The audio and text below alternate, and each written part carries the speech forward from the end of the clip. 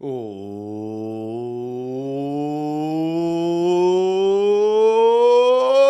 welcome into the Russ Joy Show. I'm Russ Joy. Figure that out because you're smart. It's also the name of the show. Welcome in. It's a somewhat later Monday afternoon. Many of you, maybe at that point in the day, were saying, hey, it's almost time to go home. Some of you may also work from home and be like, you know what? There is no difference. Some of you may be in the midst right now,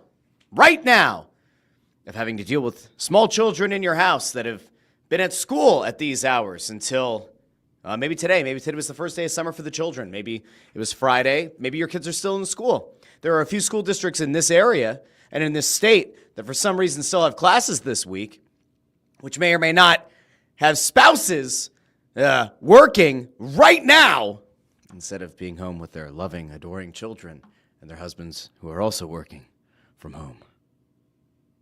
I actually found out about a school district that's also in Montgomery County, other side of Montgomery County. They have 2 weeks of school left. That feels inhumane to me. I'm actually pretty sure it should be illegal. I do think that there should be a cutoff. Oh, you need 180 days. That's great. You should not, in this day and age, have kids going to school until, let's see, the end of this week is going to be like, the 13th or something like that, the 12th? You shouldn't have kids in school on like the 16th of June. Was there a blizzard I missed out on? Was there a tsunami I missed out on? Why are their schools still going? Anyway, welcome in. There are things to get to today. Part of me thinks today's show is going to be short, but then every time I make the promise, it's probably going to be a short show today. No, it doesn't end up being a short show at all, does it? So maybe I'll say today's going to be an incredibly long show, and then we'll be in and out in like 25 minutes. I don't know. I do see people already over on YouTube. Don't forget, you can join the conversation on YouTube. I'll throw the comments. Let's put the comments up on the screen, shall we? Right in front of Bucky's face and next to the Snow the Goalie logo. We'll have that running. So remember, if you're on YouTube or Facebook, you just comment on the video. Your comment's going to pop up. If you are over on X, you have to click the video first, go into old Periscope mode, and from there, you are more than welcome to comment. Leave your questions, comments, and concerns. Now, there are a lot of things to get into today.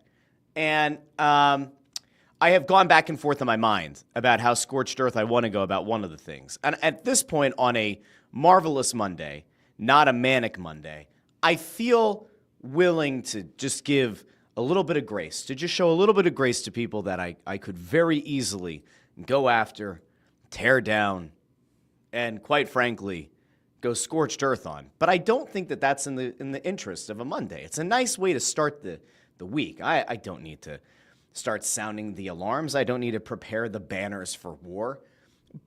But I could. But I don't think I will today. But we have a lot to get into today. There are some updates potentially from Flyers land. That includes a player who... Oh, did he sign already? Did Maxim Shabanov sign? Oh, we'll get there. There are more and more people that believe that Higgins is going to fall in the NHL draft, which could be one hell of a pickup for the Flyers at pick number 6. Might even have to trade up to get the guy. So we'll get to something. There was a story put out by The Athletic. I did not get to read the entire thing over at NewYorkTimes.com, but I'll give you a little bit of insight. And there was somebody who put out a few screenshots from the story today that we'll share here on the show and kind of get some idea of where the scouts and where team executives are. And surprise, surprise, this somewhat polarizing draft, I don't know if I call it the most polarizing, but this somewhat polarizing draft continues to be as polarizing or maybe even more so than just about any other draft I can remember in recent memory. It seems like executives are all over the place on the draft. Jaire Alexander is about to be cut. I don't think he's technically been cut yet, but the report came out early this morning that Jaire Alexander is going to be let go. Former All-Pro corner for the Packers, has had injury problems the last 2 years. Certainly would make things interesting for an Eagles defense, and could it make sense for the Eagles to go after him on a short-term deal, on a prove-it deal, like they have with other players, and maybe he goes and gets the bag next offseason, and in the meantime, you get a guy who can solidify a position where, in fairness, I think they are a little bit thin, especially call Big Play Slay what you want, call him Darius if you so prefer. I do think that it's a very young group, and I'm not opposed to the idea of them going out and getting another guy. And I know with Dory Jackson, I get that he's there as well. But we'll get to Jaire Alexander a little bit from now. But I feel like I'd be remiss if we didn't talk about what's happening with the Philadelphia Phillies. But before we get there, just really briefly, we're going to throw out to the comments, and then we have to talk about Phillies are in free fall. Bryce Harper had one of the most, I don't have the right way to say it. He had one of the most concerning, I think, maybe is a nice way to put it, media availabilities that I've heard him give and that I've heard a star player in Philadelphia give in a very, very long time. Like, it's the first time that I felt the fragility and that, life is short and player careers are very short. He had something to say about this wrist injury that's now taken him out of action and got him on the IL.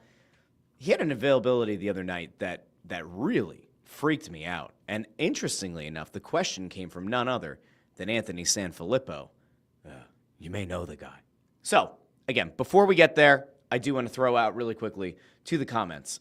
Chris Freed over on YouTube says, Russ, did you know that during the Middle Ages, the Italians created a version of football called calcio storico? Yes, I actually did. Hold on.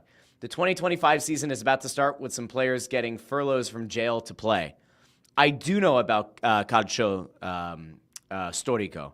Why do I know? Because years ago, I ran an Italian exchange program with a school in Tuscany. And this was like a thing that they all talked about. And so, yes. So calcio, fun fact of the day, is the word for soccer in Italian. Calcio storico clearly is meant to be the more storied, the historical version of calcio. It looks like a cross between football and rugby. If you haven't seen it before, look for clips. There are teams in Tuscany, at the very least, that still play this game, and it is batshit crazy. Concussions be damned. It's an incredible thing. Let me see. What are the odds that I get flagged on any of these places that this show goes if I show everybody a version of calcio storico? I feel like there's a non-zero chance I get flagged, but maybe not. Let me see if I could just pull something up here real quick. Let's see. Yeah, you know what? Here, this should be okay. I can't. Well, I don't know. Will this get flagged? Let me see. All right, here we go. So this is. This doesn't show the ball. This just shows dudes throwing hands. Here we go. This looks like this is by a fan account. All right, so we're gonna use this really quick. I just want you guys to see how insane this is. It is one of the craziest sports you'll ever see in your life, and it's gonna if you needed a boost of testosterone today, this is gonna do it for you. If you needed to run through a wall today, this is certainly gonna do it for you. Here we go. This is from about 10 years ago. This will just give you an idea of. So you have guys getting ready to duke it out, right? You have guys that are throwing hands. You got a kick there in the back. But before that, before we even got there, let me switch this over. There we go. Before these dudes are putting the hands up, there is a ball. I can promise you there's a ball involved. It kind of looks like a mini beach ball there. But you see them split the teams up, and you got this guy back here. I don't know, there we go. I think the mouse is working. You got, dudes just getting ready. Now, I like the baggy pants here. It's a good look. Ball's tossed in the air. And you can see right down here, we got fisticuffs. These guys are just lobbing the ball back to one another. These guys are going straight up fisticuffs. Anyway, go find it. You can go find this on YouTube, Calcio Storico. It will blow your mind. And obviously, none of you have kept up with this. So while you can't bet on it, you could certainly experience what it's like, I guess, to get behind a team and cheer for them or not. It is one of the craziest sports you'll ever see. Chris Freed, well done by you finding it.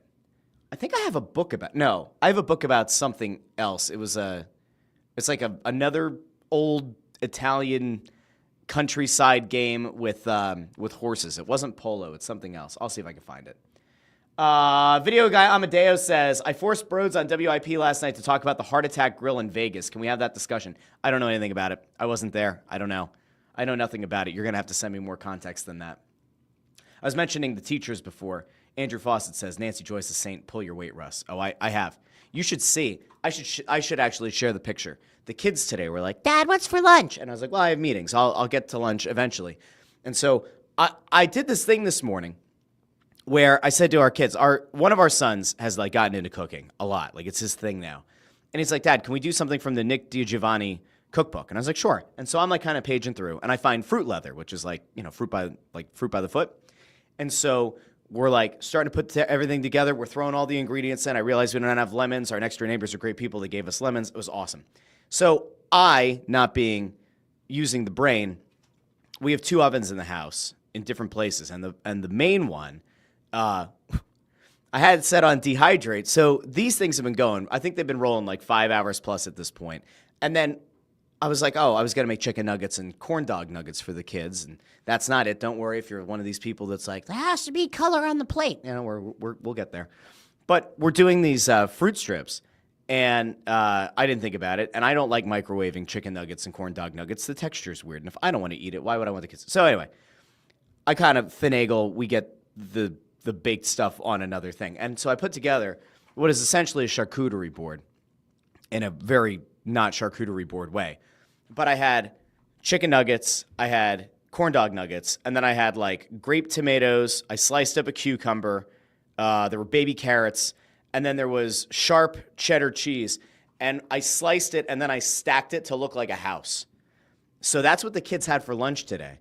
And I will tell you, I went up there a little bit ago. Now, were there a couple of wasted chicken nuggets? Yes. Were there a few corn dog nuggets left? Yes. The cheese is gone. Most of the entire cucumber is gone. Almost all of the carrots are gone. Some of the tomatoes are gone. I'll tell you what, good little bit of parenting there. So I am pulling my weight. I can't wait for my wife to be done, though, because, man, oh, man, having 3 of the 4 home all day while trying to do meetings and also this show. Not great. Amadeo says, in high school, summer break would be like 2 to 3 weeks after the final marking period classes. What? What does that mean? After the marking period closes? That makes no sense. Should be the next day. Andrew Fawcett says, I graduate high school on June 23rd. School year always felt super long in New Jersey. Good God. The 23rd? What? Raymond Supper says, Russ, when the Flyers won their cups back in the day, cutting school was a bonus. Now the playoffs don't finish until the end of June. So when the Flyers finally win, kids won't have school to cut. Hockey's going too late. I do love what we've been treated to so far in the Stanley Cup final and the NBA finals, although Game 2 was a total blowout in the NBA. And I told somebody the other night, I was like, I think it was plus 144 odds after Game 1 of each series. It was like plus 144 on a 2-leg parlay to take the Panthers to win and the Thunder to win. And I was like, I'm not telling you what to do. But I was like, if you're looking for a good bet, like I would take those both to win the series at plus 144. And, we saw Florida. We saw Brad Marchand score a shorthanded goal and then also score the game-winning goal in double overtime in Game 2. And then we saw the Thunder go out and assert their dominance over a Pacers team that is fundamentally outmatched in Game 2. So I'm pretty sure that if my friend went and actually placed the bet like he should have, they'd be in good shape. Andrew Foster says, is Russ going to go LA riots on someone? No. I'm going to be very nice today. Andrew also says, Phillies might suck, just my opinion. We'll get there as well. Let's see. Tony Louis says, the Flyers seem to have a leg up on recruiting Russian players now. That's the Mishkov effect in full swing. Hopefully that spills over to the draft as well. I want to get there. I do. I want to get there in a second because I do have to talk about the hockey stuff. Ray says, most players in sports get an injury. It's diagnosed. Team finds a super specialist for the particular injury and sends the player there. That should probably happen with Bryce. We'll talk about that in a second as well. Connor Buss says, my wife's Philly school is done tomorrow. She goes back August 11th. Good God. That's far too early. Interesting. All right, where am I going to take you guys? Do I take you to the ice? Do I take you to the field? Let me take you to the field first because I have legitimate concerns. We'll get to the Flyers later on in the show. I have legitimate issues with what has happened with not just the Phillies, but with Bryce Harper because shit's gotten really bad. You know, I do want to point out, and I say this to you guys all the time, on this show, I really do try to be honest and forthright with you, and if I get something wrong, I'll tell you that I screwed up, right? And when I get something right, I will take 17 victory laps about being right. Do you guys remember at the start of this show last year, and this is one of the first, it might have actually been the first episode of the show, I was reacting to the fact that there was the word that Bryce Harper wanted a contract extension on the, 13-year deal that he initially signed. And there were these rumors out there. Bryce Harper wants a further commitment from the Phillies. He needs an extension. He needs additional years. And I said, well, that doesn't make a whole lot of sense because he's signed until he's no longer going to be a useful player. I forget what age he'll be at when it ends. I could look. But that's not the point. He's going to be either late 30s, early 40s when the contract is over. And I said, why the hell does he need additional years? Like, why would that even be floated? Like, what's the point? Legitimately, what's the point of extending Bryce Harper? And I said, like, not only do you know that the last few years of the current contract are going to be bad as it stands, why would you extend even further into useless years just for the sake of, like, trying to make him feel better short term? He's getting a lot of money. Now, in fairness, if Bryce had an opt-out last year or the year before, would he have had a deal that eclipsed like what Shohei Ohtani got or Juan Soto got? Maybe not. Maybe closer. And like you can maybe make the argument that if Bryce Harper's playing at an MVP level, that his current contract is an underpay. But man, I got to tell you, I have so many concerns about Bryce Harper and about the way that this team has built this roster, expecting Bryce Harper to be an MVP level player, when I just haven't seen it now for over a year. You can go back, right? 2 years. Bryce Harper was a dominant player. You can go back to last year. He had stretches where he was a dominant player. And then injuries started to befall him. And at that point, you had to start looking at the age and you had to start looking at the accumulating injuries over time. And it's very rarely been something that's taken him out for 9 months at a time, 10 months at a time. But the accumulation of the injuries, that's where you start to get worried because, not to make a comparison here, although I did just see Connor Buss put this over here saying, my biggest fear is that the Bryce injury situation is turning into Embiid 2.0. I don't think we're there yet. But what I do think that, I think that the place that we're realistically at with Bryce Harper is that this is a player who does have an injury history. And when you're trying to play through injuries, you're going to overcompensate and you're ultimately going to hurt yourself in another way. Now, in fairness, this season, Harper has hit 258, 9 home runs, 34 RBI. It's by no means been an incredible start to his season. And, even saying start to the season is kind of disingenuous. Now, he's 32 years old. And we all know that there's a certain prime age where you're really supposed to play your best baseball. And then eventually, any athlete, there's going to be that decline. And I do openly wonder if we have gotten to a point now where we've seen the best of Bryce Harper, which, by the way, I'm not saying Bryce Harper is going to be bad. I'm not saying that when Bryce Harper returns from this wrist injury that all of a sudden he's going to be a shell of himself. But I will just note the fact that, there have been some concerning trends with Bryce Harper's play over the last year. And I do think that, one thing that came out of a recent media availability is that he hurt his wrist last year and that his wrist was hurt down the stretch last season. And the Phillies played their last game against the Mets in the playoffs at the very beginning of October. And he said in this media availability that, his wrist took until December for the pain to go away.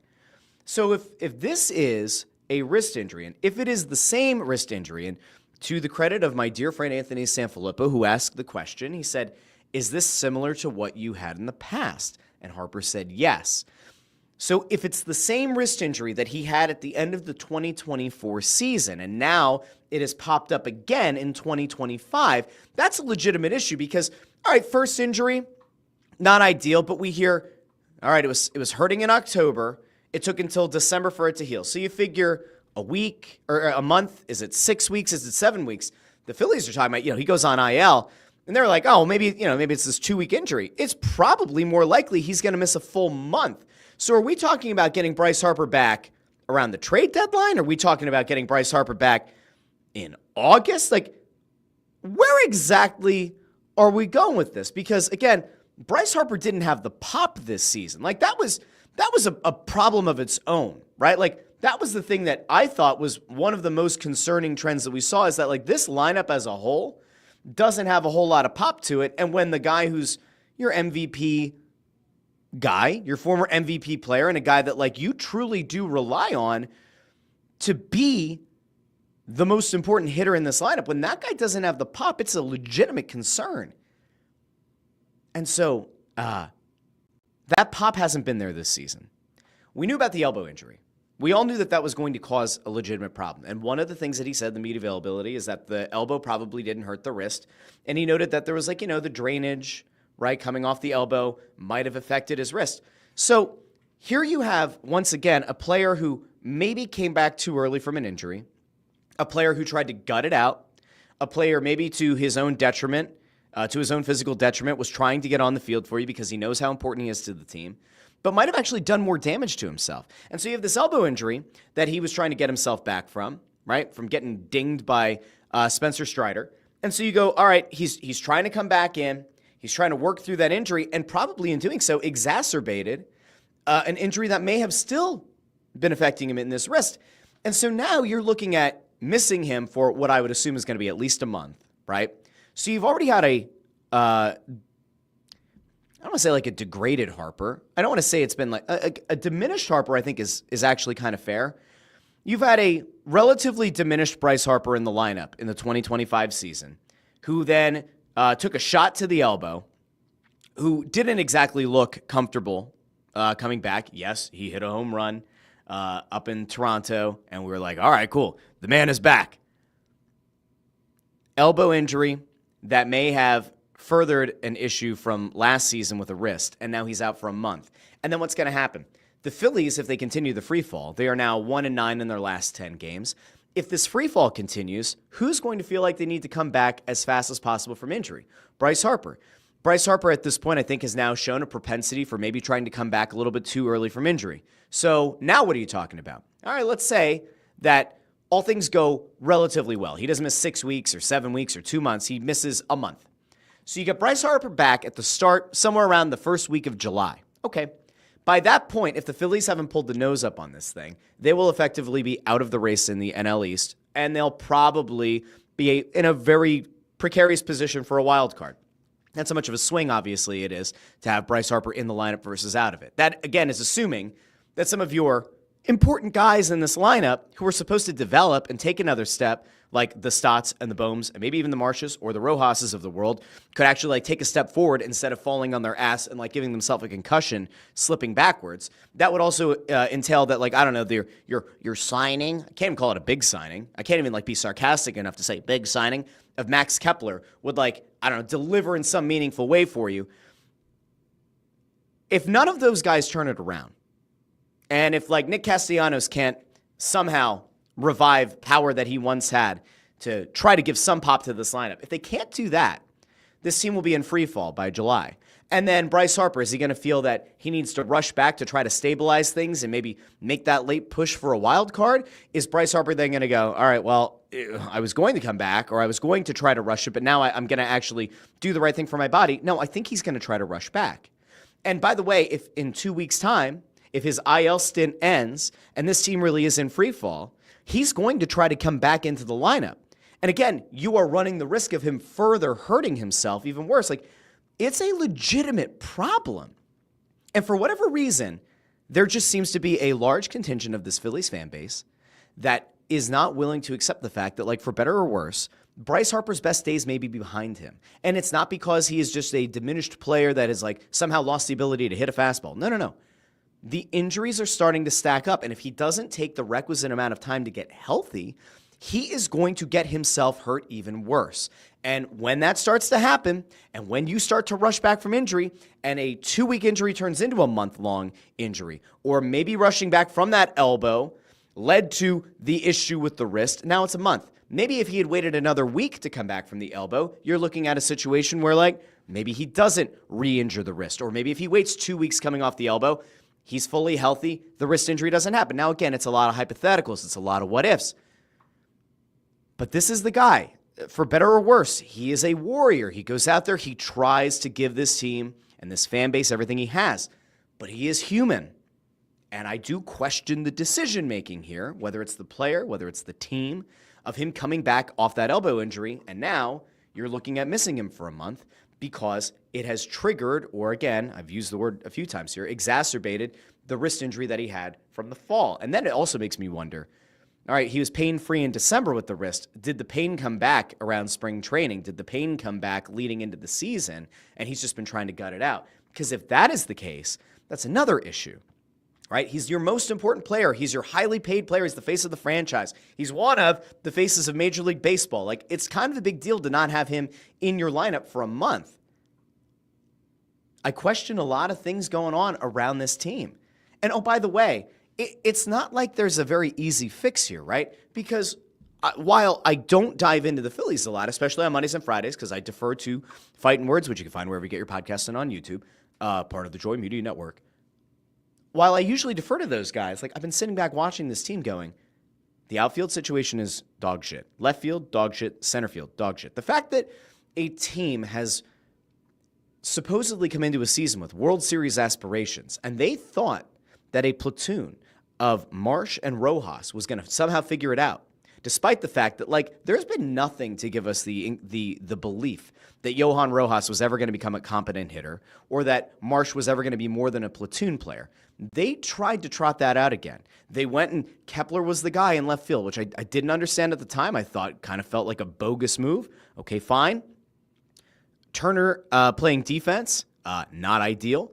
You have Stott, who has been woeful this season. So your two middle infielders have underperformed in the field. And Stott, I'd say probably, well, Stott defensively has been better than Turner has.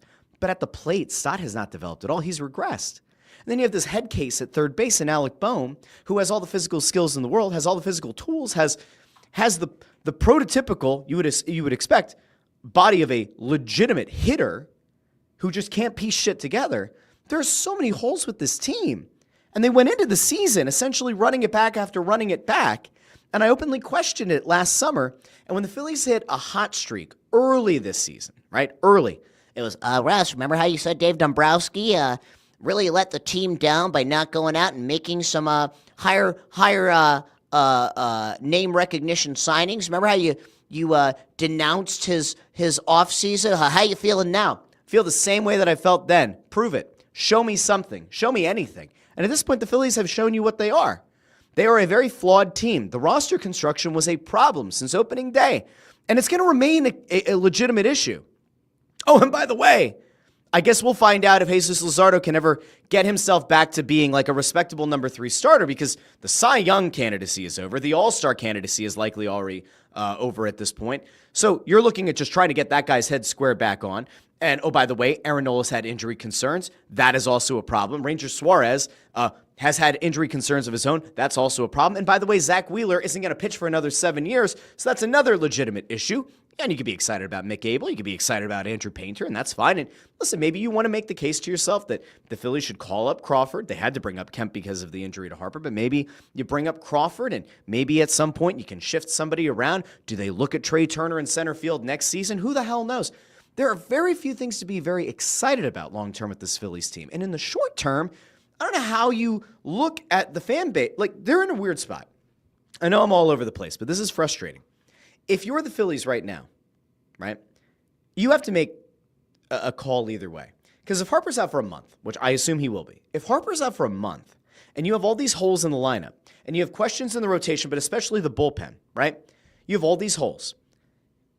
How many trades do you need to make to be a legitimately competitive team come October? Like, how many moves do you have to make? How many more impact players do you have to acquire to be a legitimate threat to make the playoffs, let alone try to compete for a World Series? Like, I don't even know. It feels like 3 moves, 4 moves. All right, well, who are you getting rid of? They've made Painter an untouchable. I can't imagine they want to trade Crawford. I can't imagine that Mick Abel's a name that they want to move right now. Now, he's done a lot to improve his value. Maybe he's the guy that you're willing to part with, but like, are you going to go back into what we expected of Dave Dombrowski, which is light the farm system on fire to make the Major League Baseball team a legitimate contender? He hasn't done it yet, to his credit. Like, is this the moment? Bryce Harper is out for at least 2 weeks, maybe a month, maybe longer. All these holes, the bullpen still sucks. The rotation actually has question marks now, and the lineup's not particularly great, and the defense of the team is also kind of woeful. You put all that together, is this the year that you want to then cash in on the prospects? Because I got to tell you, last year I felt like was a much better case for trading some of the players you might not have wanted to. I get it. If you really think the Painter is going to be a legitimate number 1 stud ace of a rotation, fine. Don't trade him. But last year, around the trade deadline, I was like, this is a very good team. Like, this is a team that if you add a couple of pieces, can take you to and maybe even win a World Series. I don't feel like that right now about this team. I feel like this team is one more injury away from bottoming out all the way. So are you really going to trade all the prospects now that you were unwilling to part with when you were a more competitive team? I'm not sure they are. And also, I don't even know if it's a good idea. But then how do you sell that to your fan base? Right? Like, you went cheap in the offseason. Was that John Middleton's decision? Was that Dave Dombrowski's decision? They went cheap this offseason. They didn't really make this team better. They did some lateral moves. They changed some bullpen pieces. They signed Max Kepler. But they didn't do a lot to make the team actually better. So then you kind of question, like, was the goal all along for them to even really compete this year? Do they have their eye on something next offseason? I don't know. It's a very weird place for them to be. And by the way, if they're not going to try to add, does that then make them a seller? Like, if they go into a spiral here over the next month while Harper's out, do they start selling off pieces? Because at that point, you know that the hope for the postseason is over. You'll know that this was a wasted season. And then, like, what exactly are you adding to the mix for 2026? That I don't know. So going back to the person's comment from before about, like, oh, I'm worried that this Bryce Harper thing is becoming Embiid 2.0. We can look at what happened with the Sixers this year and what has happened so far with the Phillies. And, like, there are certainly some parallels to draw. There are. Now, in fairness, we knew with the Sixers situation, you were adding a guy with a significant injury history in Paul George. You knew that you had a massive injury question in Joel Embiid, but you also knew that, like, if that team could stay relatively healthy, they would have been a top 4 team in the East. This Phillies team had everything kind of break in their way to win the NL East, and the Mets got better. The Braves have really fallen off. This should be a season that you could win the NL East, but they've had so many guys underperform this year, and I haven't seen any real indications that guys that you need to improve, Stott, Marsh, Rojas, Bohm, are going to do that.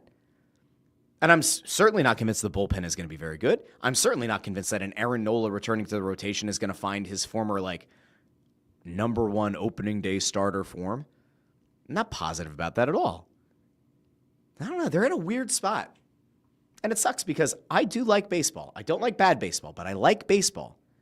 And the idea of, like, seeing this team fall out of it in June would suck. I think the summers actually feel a lot less fun when the Phillies aren't a good team. It is a bummer, though. It feels like a real drag. 1-9 in their last 10. It's brutal.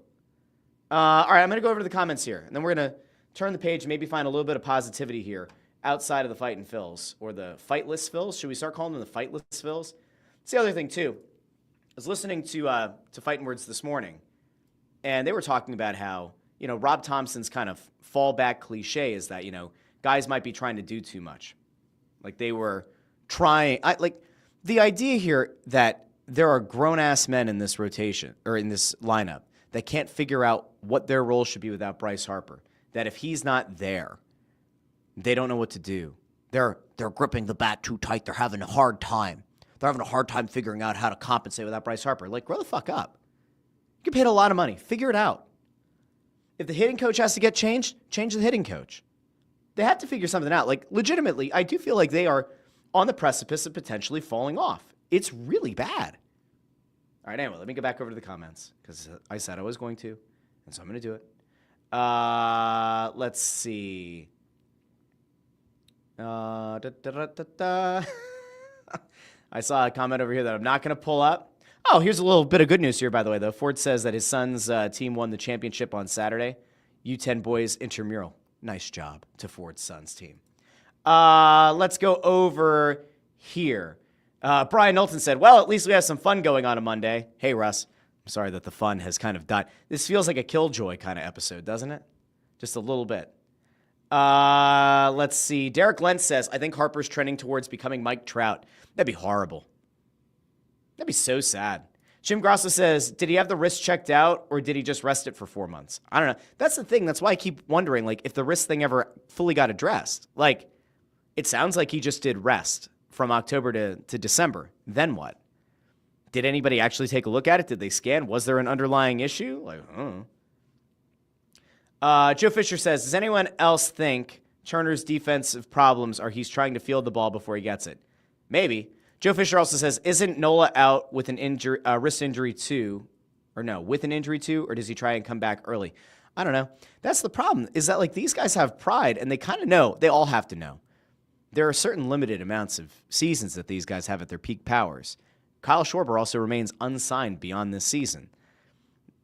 In a way, it almost feels like it's the last ride. Or it might be. So I can understand why these guys might want to get back and like get back in the lineup or the rotation if you're Harper and Nola respectively, but like, I don't know. Andrew Foster says, sit them all and just write it out. Nola was a terrible contract the day it was signed. Well, that's true. Greg Bondarenko says, afternoon, Russ. Finally made one of your afternoon shows. Hello, Greg. Thanks for being here. Fawcett says, is there any chance Harper can sign with the KHL team for some vitamin supplements? Let's see.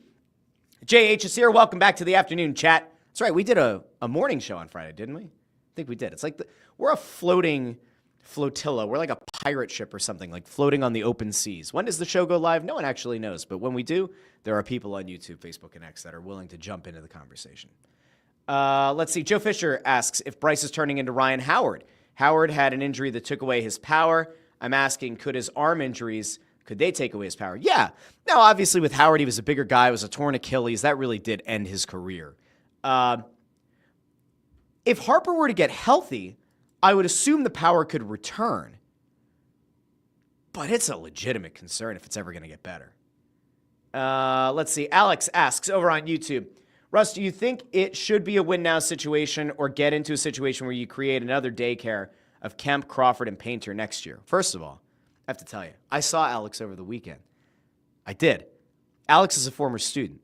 I was walking around the great town of Phoenixville with some neighbors, and we ended up at a restaurant. I will not reveal the place of Alex's employment, but we ended up at a restaurant over the weekend, and I walked upstairs. I was like, oh, I've never been at the rooftop of this place, and we walked up there, and the guys I was with, like, I was the youngest at 34. I think the other guys were all, like, in their late 30s, early 40s. And so we walk up to the rooftop. I take one look around. I'm like, nope, average age of the upstairs is about like 23. We are getting the hell out of here. And I saw him, and he saw me, and we chatted about shows, and he's doing sports talk at Kutztown. We had a good chat. Always fun to run into former students, especially those who, for whatever reason, have decided that they want to try to go into the thing where you're talking to a microphone, because it is a hell of a competitive space. But I think he's going to get there. Anyway, thanks for being here. I don't know what they should do. I'm usually like a forward-thinking guy. I usually like thinking about the next wave. But they have so many guys that like legitimately are on their last legs, but I think could be a good team if they could plug some of these holes. It's just, how do you make sense of it, right? Like, if this isn't the last season, if they somehow re-sign Schwarber, the next season certainly has to be the last season, right? It has to be the last season where you're going to have Schwarber and Harper and Real Muto and Castellanos. Like, one of those guys you would think would be gone. Bohm, I can't imagine, is back next year. Turner, I don't know what they're going to do. Like, I know that the idea had been thrown out there like last year about could Trey Turner play center field. I don't think he can remain at short. So, like, I'm not opposed to him playing outfield if he can figure it out. But, like, they signed him to a big money contract expecting him to be a middle infielder. And the fact that he's not going to be, or, like, probably should not be long term, that's a totally different concern and issue. JH asks, Russ, do you think there's a chance they completely miss the postseason? At this rate, if they don't turn it around, they're on track to. Yeah, like, if they don't,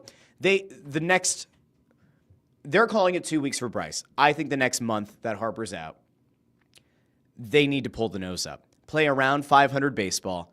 You can remain in the race.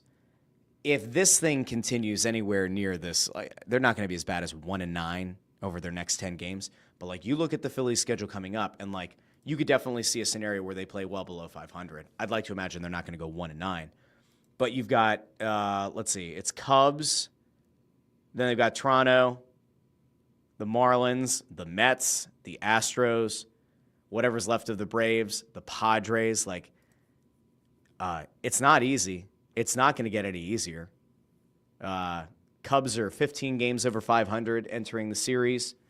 You've got a Braves team that has had legitimate struggles. You have a Mets team that's 18 games over 500, but you could make up some ground there if you're able to kind of stay afloat. The Padres have had a good season. It's not a good stretch. So they have to try to figure out a way to win without Bryce Harper, for anywhere between 2 and 4 weeks, maybe longer. Who knows? And they have to do it against better competition. That's not good, guys. It really isn't. Like, I'm not going to say it's more likely than not that they miss the playoffs, but I certainly don't feel good about it. Joe Fisher says it's the same core that's been together too long, and they're getting stale. Look at the Panthers. They retooled after winning the Cup. Cross-sport comparison, but it's fair. This is the whole problem I've had with like the whole vibes argument for multiple years now. I don't give a shit about your vibes. Oh, Garrett Stubbs isn't here. The clubhouse got, stodgy. Oh, Ranger Suarez was out. The clubhouse got stodgy. I don't care. Figure it out. You're getting paid a lot of money. I don't care about your vibes. I care about you winning. Oh, we can't trade a guy. It's gonna decimate the locker room. It's gonna kill the morale. I don't care, because they kept this team together for the most part for how many years in a row, and they've gotten diminishing returns each and every year. At some point, you have to blow things up at least a little bit. You have to shake something up. Problem is that a lot of these guys that they expected to take another step have not, and then some of their veteran players aren't going to be of real interest to other teams. Do you think anybody right now wants to go after Nick Castellanos? Do you think anybody right now is going to give you anywhere near what you think you should have been able to get for Alec Bohm? No, absolutely not. Amadeus says it's easier to sell off your expiring contracts than fixing 5 holes on the team. I agree. That's the problem. Let's see. Ford says, I've been saying it for 3 seasons now. That is true. Ford has been negative on the Phils. Connor Buss says, too many issues to fix by trade deadline. Need to give up a prospect and some other stuff and retool this team. Middleton pulling some notes from Sugarman's notebook on being a cheap ass. I think it's really hard to say that Middleton has been a cheap ass, though. The Schwarber and Castellanos signings weren't cheap. The Turner signing was not cheap. They were definitely in on Yamamoto before with a big offer. Like, I don't think it's that. I do question what happened this past offseason. I do question if maybe he said, listen, the ROI on these players has to be higher than what we've gotten, especially like for a Turner. And maybe that was part of it. Maybe Dombrowski was like, maybe he thought, he wasn't on the hot seat, but maybe Dombrowski was getting a little bit worried. And he's like, if I sign another big money guy and it doesn't work out, then not going to work. Joe Fisher says, Real Muto's getting older. How many seasons does he have? I don't know. That's the other thing. Like, and then where's he going to move? First? So then where's Harper going to go? Is Harper going to be the DH? Is that why they haven't re-signed Schwarber? Because they just feel like Harper's going to have to DH from now on? I don't know. Alex also says, forgot Painter's coming up sooner than later. It feels like the buildup for him coming is still building. Yeah, that's a good point. Painter was expected to be here second half of the season, so we'll see if he ends up making it. And if he does, like, maybe it helps. Maybe there's that cascading effect. Maybe you do get a Ranger Suarez moving to the bullpen. Maybe that helps to fill a hole internally. I don't know. Ray Supper says, Phillies have promoted how good their farm system is beyond the point where they could justify selling them for spare parts. That there's probably a bit of truth to that as well.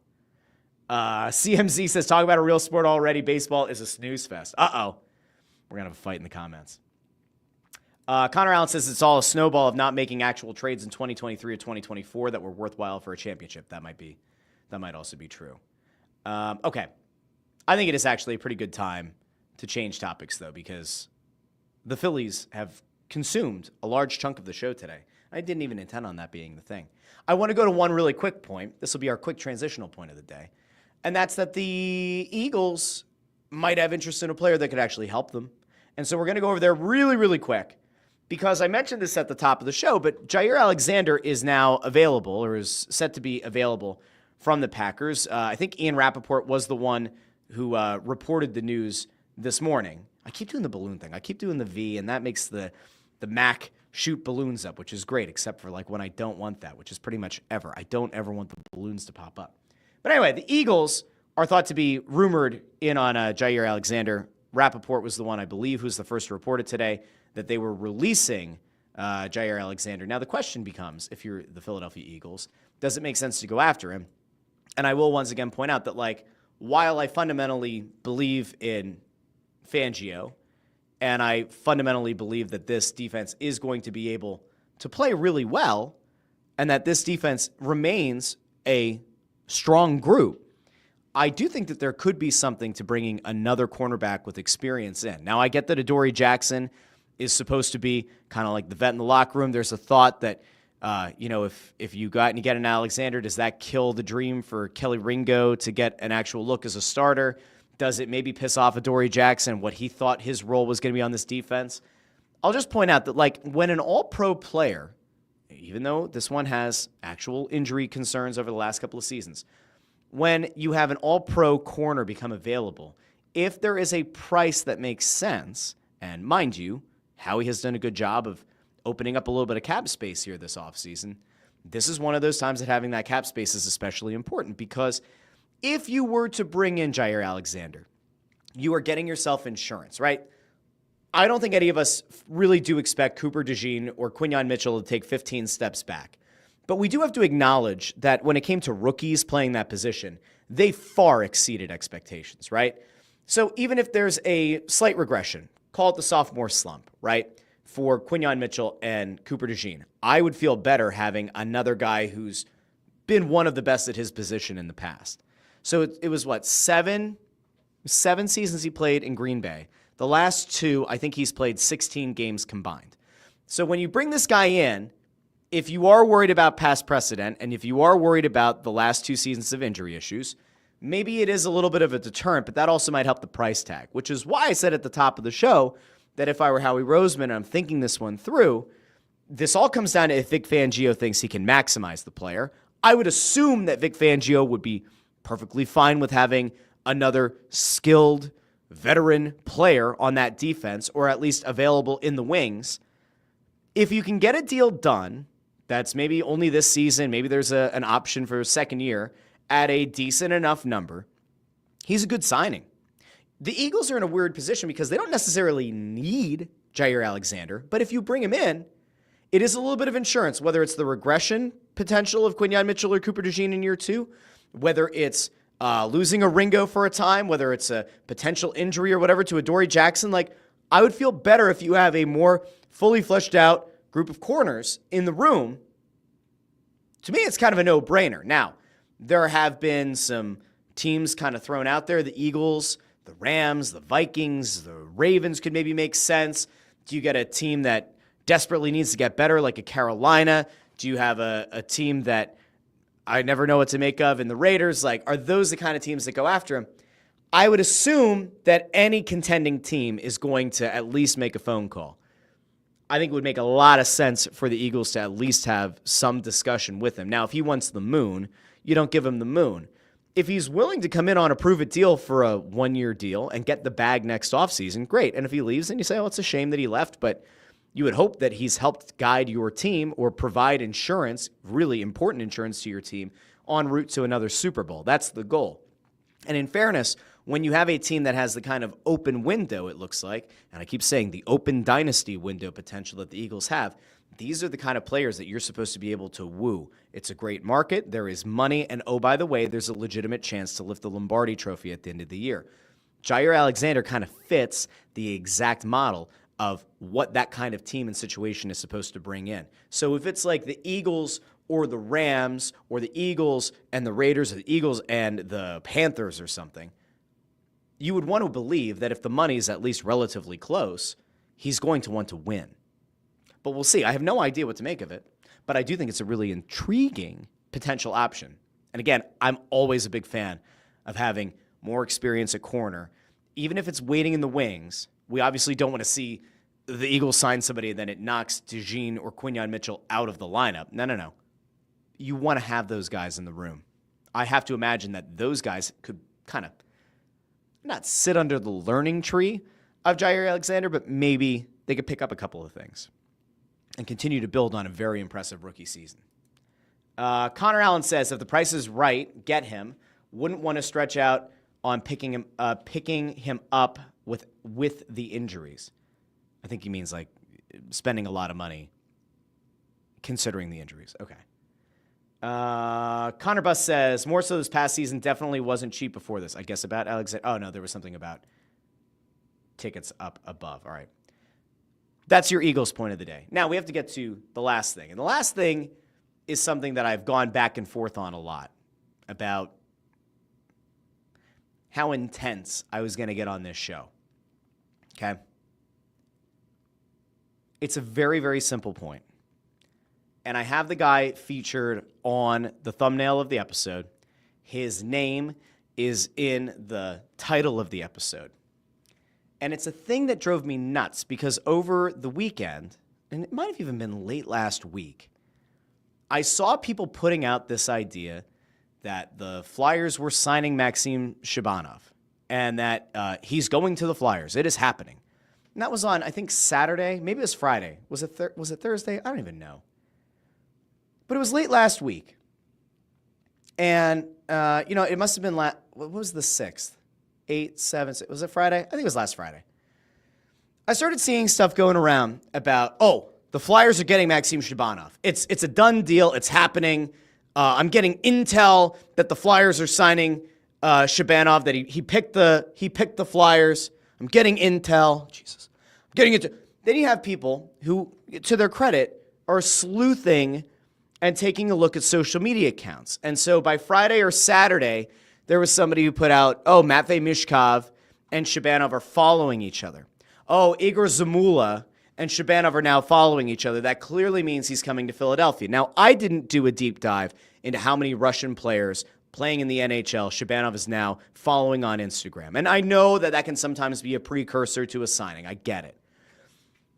But there was a lot of confidence last Thursday or Friday that Shabanov picked the Flyers. It's not away. And I merely just sitting back. I'm watching things as they unfold. And I tweeted something out along the lines of, it's going to be a long summer for Flyers Twitter. I didn't go into any detail. I just said it's going to be a long summer. Why do I say it's going to be a long summer? Well, in theory, it should be a really good summer for Flyers Twitter, right? It should be a good summer for the Flyers in general. They have cap space. They have 3 first-round picks and 4 second-round picks in the upcoming draft. They have the number 6 overall pick at their disposal. They have number 22 and then what's either going to be 31 or 32 from the Oilers. They have a lot of capital. They can make trades. They can draft players. They could potentially punt 1 or 2 of those picks into next year, which could eventually maybe be a lottery ticket to try to get Gavin McKenna, who may or may not go to Penn State by the time it's all said and done. We don't know. But I start seeing this stuff last week about Shabanov is going to the Flyers. All right, where did that come from? So I'm like trying to piece it together. Where did all this come from? And the best I could do was figure that somebody decided that there was like a Russian blog or something that put out this idea that Shabanov was going to sign with the Flyers, and then somebody pieced together that Shabanov and Mishkov and Zamula were following each other, so that was like somehow the smoking gun that he's going to sign here. And so I just put that out last week. It's going to be a long summer. I did not go after the person or the people who said they had intel, which was bullshit, by the way. I did not go after the person or the outlet or whatever who's like fanning the flames of this thing, getting people excited. You can be excited as a fan. Like, by all means, get excited. Except we don't know for sure that he's going to come to the Flyers. Like, we don't actually know that. And how do I know that? Because on the Snow the Goalie side of things, like, we talk to people who actually, like, would tell us if Shabanov's signing is imminent, right? Like, there is a little bit of beauty to that partnership in a sense. Like, sometimes you get stuff that's reportable, sometimes you get stuff that isn't. But we would certainly be able to, like, go on a show and maybe in a nice way sort of talk around the fact that, they're very happy, they're very confident, they're blah, blah, blah, blah. There was an inquiring done. The response was that, yes, like, the reports of them being interested in Shabanov, probably true. There are a lot of teams, in fact, that are interested in Shabanov because, surprise, surprise, a guy who is a finalist, one of 3 finalists for the MVP, the Golden Stick in the KHL, may or may not be of interest to teams in the NHL. Shocker. So would the Flyers like to get Shabanov? I'm sure they would. Why wouldn't you? You're trying to figure out a way to add talent to your team that isn't going to cost you draft capital.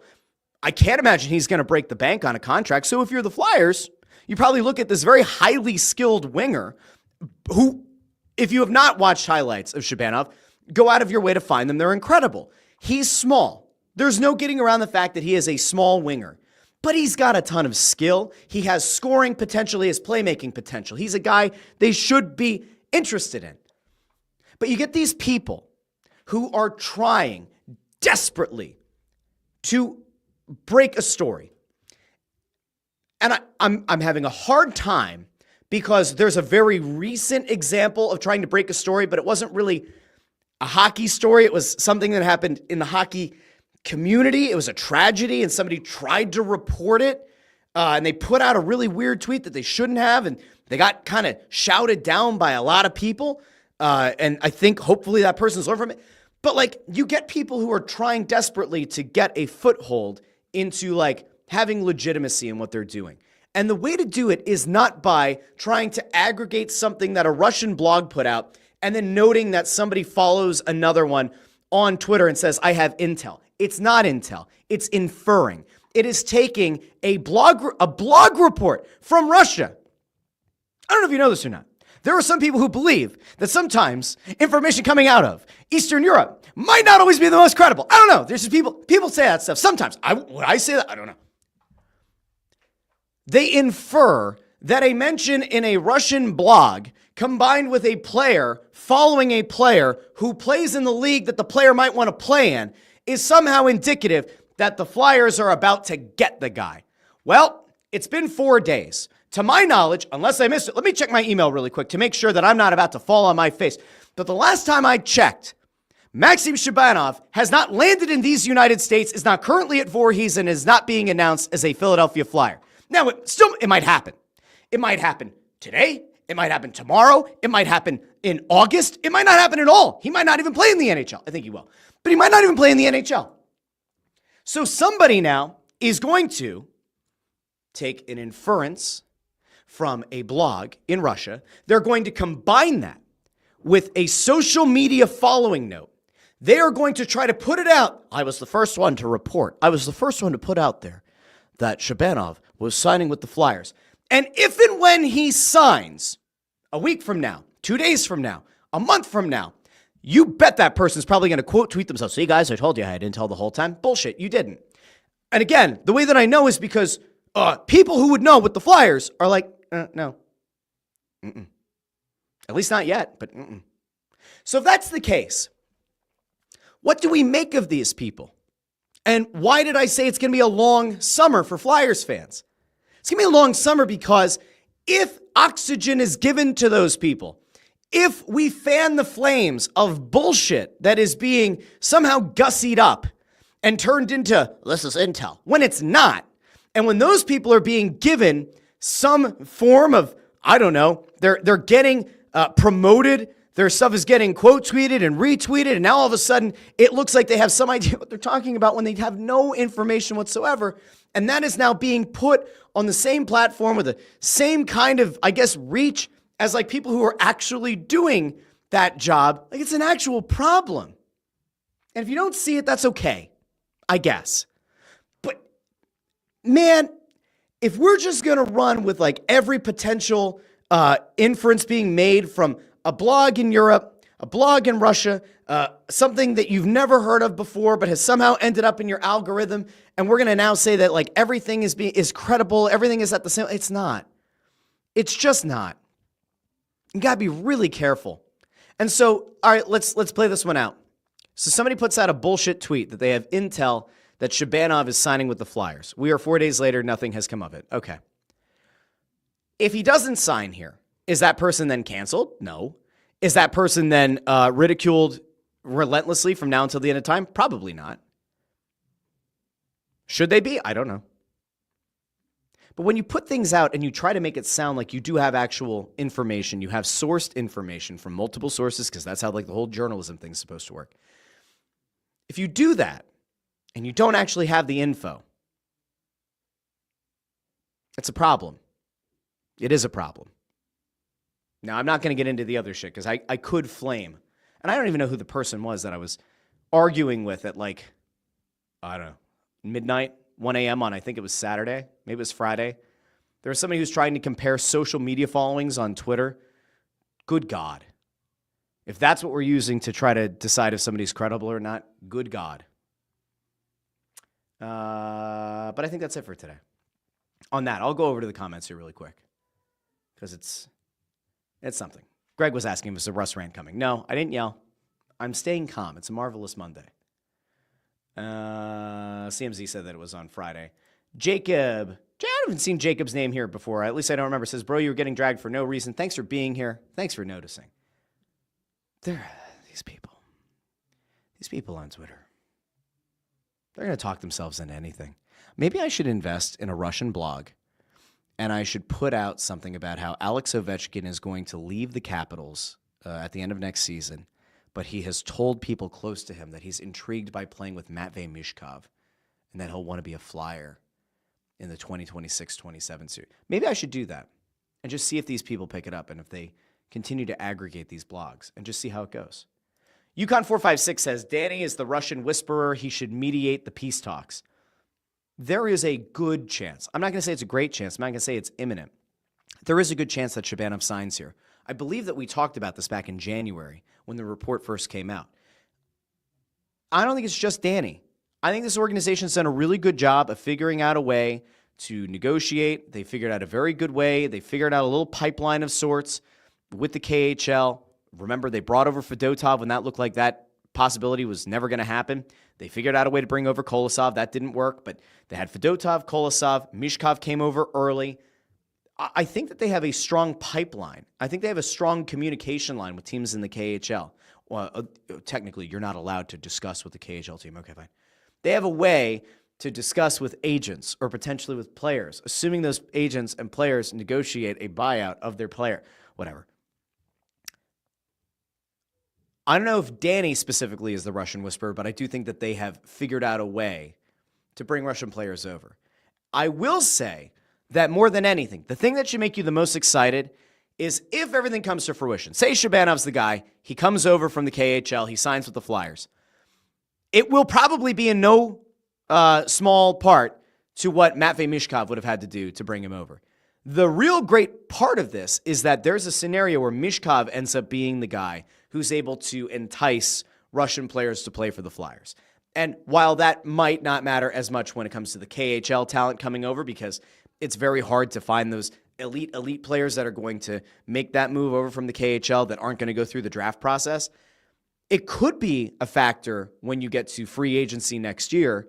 It could be a factor when you get to trade discussions and somebody having to waive a no movement clause. That is maybe where we start to find out that Matvei Mishkov and his upside and what players see in him ultimately is the thing that pushes a deal in the Flyers' favor. Amadeo says Hockey News Hub is the only source from Russia to trust. Hockey News Hub has been great. Now I can't tell you about like the hit percentage on Hockey News Hub, but whoever Hockey News Hub is, that person was very much at the forefront of the Mishkov news. I believe was also around with some of the Fedotov stuff as well. That person is very clearly plugged in or it knows somebody who is. Let's see. Tony Louis says, I'm not going to say the Flyers fan-made page that broke the news, but they are the genital warts of Flyers pages, and they've been doing stuff like this for years. It's amazing they're still around. Woof. Genital warts. That sounds awful. Zacho says, joining late. Oh, yes. Hello. JH says, I have intel that Russ hates TMZ-style reporting. If you have a good source, right, you typically don't give up that source. Like, that's part of what makes somebody a source. But if you have a really good source and you hit a lot and you're right a lot, awesome. And if you have multiple good sources that are right more often than they're wrong, it's also very good. But when I'm like very convinced that you're just making shit up and aggregating shit from blogs and then taking social media followings and turning that into being presented as, oh, I know, then we have an issue. Let's see. Jacob says, people who have actual jobs can get fired for misinformation. That is true. CMZ said I had to mute all of those guys on Twitter months ago. Zacho says, I love being the Russian hub of the NHL. It could end up working out for the Flyers. I have great shirt ideas in mind, by the way, if this continues. You'll find those out eventually. Yukon456 says, the irony of us becoming the Russian team after what happened in the 80s is hilarious. It actually is funny. Jerry here with a good one. Kaprizov. Just telling you, I think that Mishkov is going to end up being their top recruiter when it comes to Russian talent. Jacob says, it's the alpha dog respect thing with the Flyers and Russians. And Jerry said he had an argument on Twitter with that clown today. It's terrible. Again, I have tried really hard to just try to be nice. But like if you swing on me or on Stowe the goalie or with Ant or Bundy, I will very likely fire back at you because I'm a loyal guy. And I also know like the veracity of Ant's reporting. And I also know the integrity of Bundy. And so like if somebody's going to take a swing, like you're going to hear from me. I did have a few people over the weekend who quote tweeted something like, yeah, this is why I listen to 3 other podcasts, but I don't listen to Still the Goalie. It's this immature bullshit. I will call out bullshit when I see it. You can either like that or you can not like that. But one thing I will tell you is how I'm feeling. And when I'm telling you that I'm feeling a little bit feisty these days with bad reporting or non-existent reporting being passed off as reporting, I'm going to call it out. Ford is right here, by the way. Speaking of Russians, Chernobyl on HBO or Max or whatever the F they call themselves. It's now HBO Max again, I think. Such a great show. It is a fantastic show. It's worth watching. Okay, I think we're going to leave there. So this has been a marvelous Monday episode of the Russ Joy Show. I've been Russ Joy, but you knew that already because you're smart. It's also the name of the show. You can find the show on YouTube, youtube.com/@the Russ Joy Show. You could also just, I don't know, like search for it on YouTube. Like the video, share the video, subscribe. That's helpful. If you can, after the show is done going live, go to the regular comments section, leave a comment there. Let me know what you thought of the show, something you agreed with, disagreed with, whatever.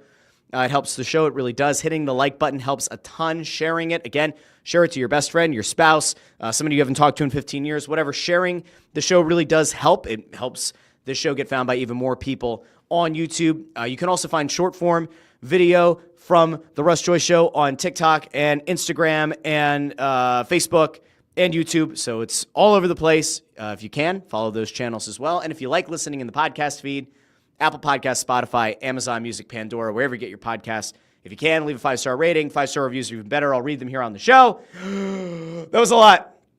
JH is right. It's time to say bye. Greg says, thanks, Russ. Great show as always. I appreciate each and every one of you. Until Wednesday, this has been the Russ Joy Show, and I've been Russ Joy, but you knew that already because you're smart, and it's also the name of the show. Talk to all of you on a wonderful Wednesday here on the Russ Joy Show.